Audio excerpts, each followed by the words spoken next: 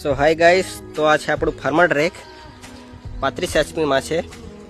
આને હું ચેમ્પિયનમાંથી power max બનાવેલું છે.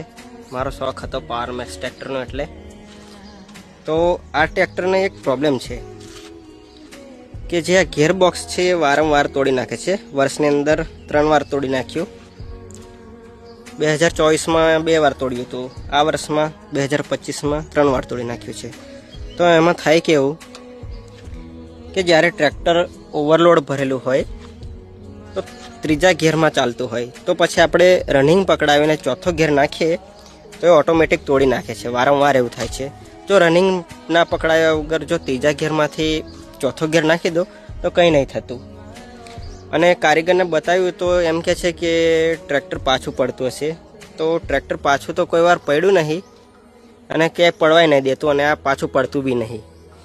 તો ગિયરબોક્સ તોડવાનું કારણ શું એ હું હજુ સુધી જાણી શક્યો નહીં.